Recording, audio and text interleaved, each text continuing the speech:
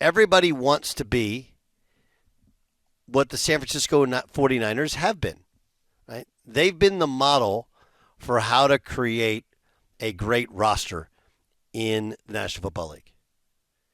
And what you do is you get a quarterback who, in this particular case, was Mr. Irrelevant, the last pick of the NFL draft.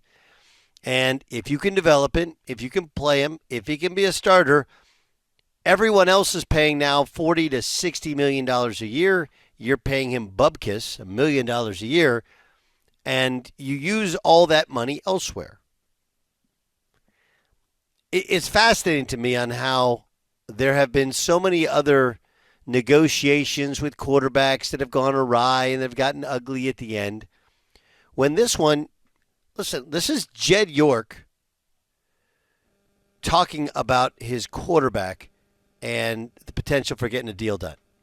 And you make the decision that you want to pay a quarterback that has obviously been underpaid for his first 3 seasons in the NFL. When you make that change, you have to make sacrifices somewhere. It's a decision that we made collectively, and we're hoping that we make somebody the highest paid player in the history of our franchise. And that was a decision that we made, probably in the middle of the season. I have every hope and every expectation that Brock is going to be a 49er for a long, long time. Yeah, so listen, they've gone all in. This is our guy. He's our next Montana.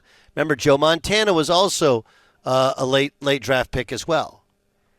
The issue with it is, like, can Brock Purdy be Brock Purdy if he's not surrounded by an all-star cast?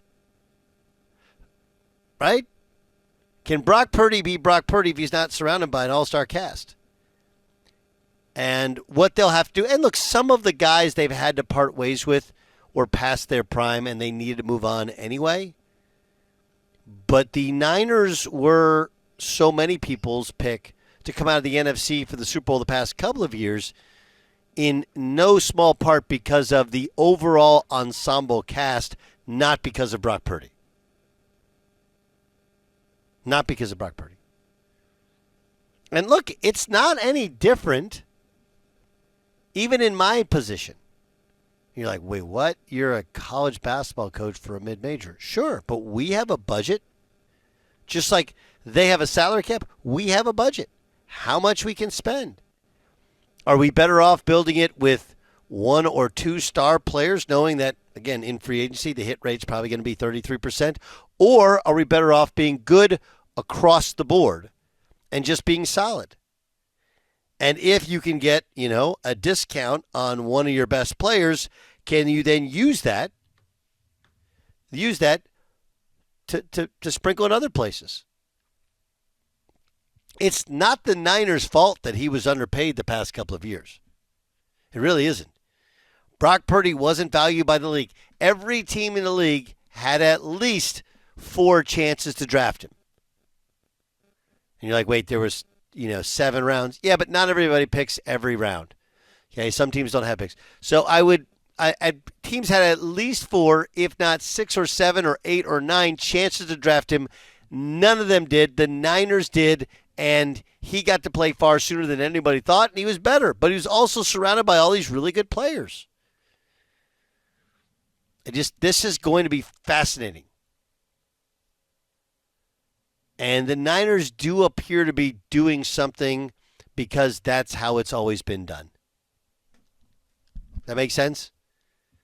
Why are you paying him so much money? Well, it's always been. Okay. Has anybody thought, well, what would happen if he walks? Whoa, if he walks, or if you say, we're not going to pay you $60 million, we're going to pay you $35 million. And we're going to guarantee it for 5 years. Will somebody else outdo them? Maybe. Are you really that concerned about it? I wouldn't be. Maybe that's wrong. But does anybody believe, I want your honest belief, Pat Mahomes or Brock Purdy?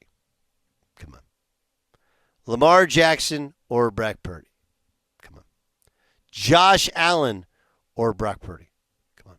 Now, you could sit there and go, hey, he's great in our system.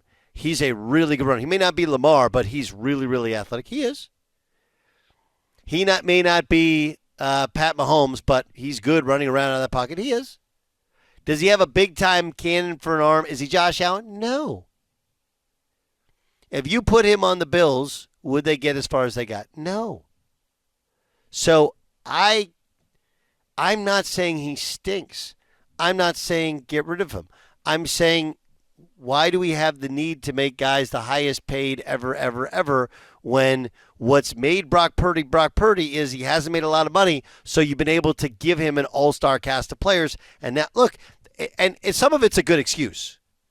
Because I'm guessing the Niners are like, we'd love to move off of Deebo Samuel, right? Deebo Samuel overpaid. Brandon Ayuk overpaid, gets hurt, would love to move off of that.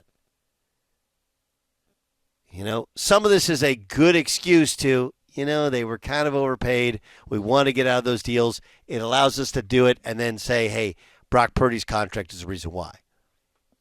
But how we view Brock Purdy from this point forward is going to be far different.